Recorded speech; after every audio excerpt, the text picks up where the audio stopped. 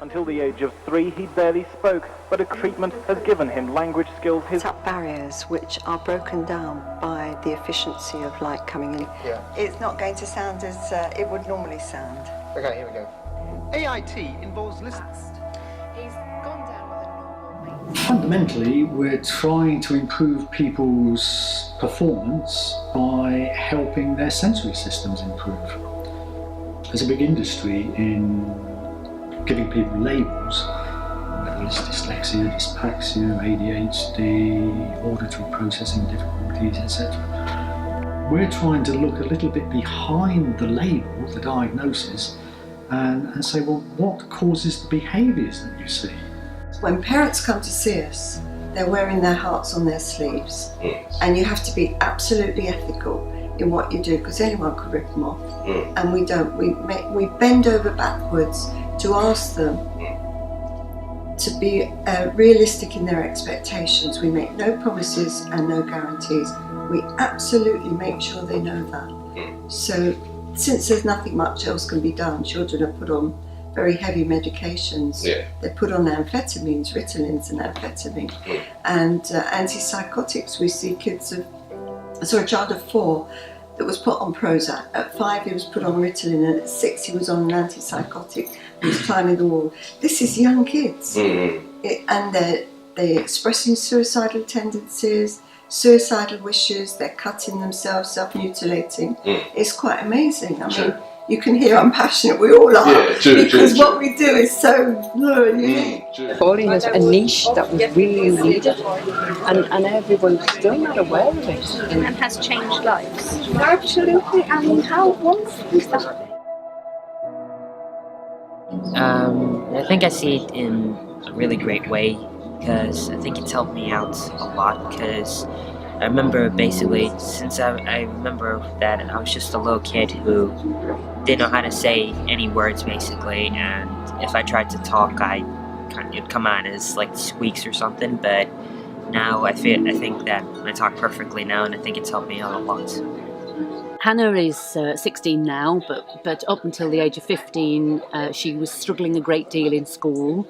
As a result of the work at the Sound Learning Centre, which thankfully we found out about, within days her breathing rate had gone from 70 a minute, which is hyperventilation, to 30 breaths per minute, and she's now down to a typical adult range of 15 breaths per minute. You're awake now, aren't you, after school? And you've managed to get through your GCSEs. Not less stressed. Hugely less stressed, a lot less frustration and temper, and your grades in school, your mock exams and things, her grades have gone literally from a U and an F to some A stars. It's been quite magical, hasn't it? Yeah. We are going to put the music on. Remember these headphones? Yeah. Do you know which head they go on? This head. Yeah. Okay, so we put specific music in. Start the playing. I listen first to check if it's working or not, and then they go in your head. Are you ready? Yeah.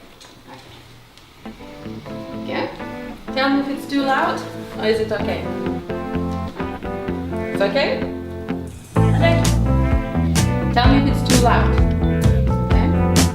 It's okay? Yeah. Still okay? Yes. Relax now. Start the timer.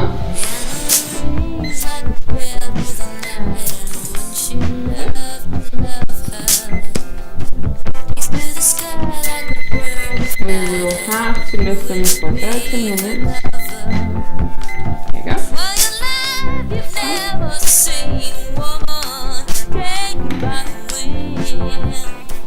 So that's what we do. 10 days of 2 30-minute sessions a day, with an interval of 3 or more hours, listening to a different piece of music every time, put through this machine.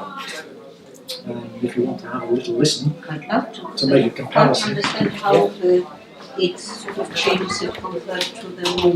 Yeah, it's not radically changed, but it'll be just interesting. Well, if somebody's not very musical, would they pick it up? You don't have to be musical, you don't have to You don't have to work at this, you just need to sit and listen. And while people are sitting and listening, we do ask them not to play, not to read, not to write, not to do your crossword puzzles. No, listen. And try not to fall asleep.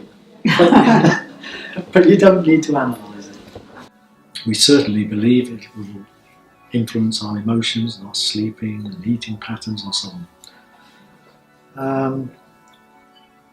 When we measure the visual fields after people have done a series of light wave stimulation, which involves 20 sessions of 20 minutes each session, we normally expect to see those visual fields have increased. And that isn't to us the measure of success. The measure of success is, do we see any improvements in performance? But the two do seem to correlate.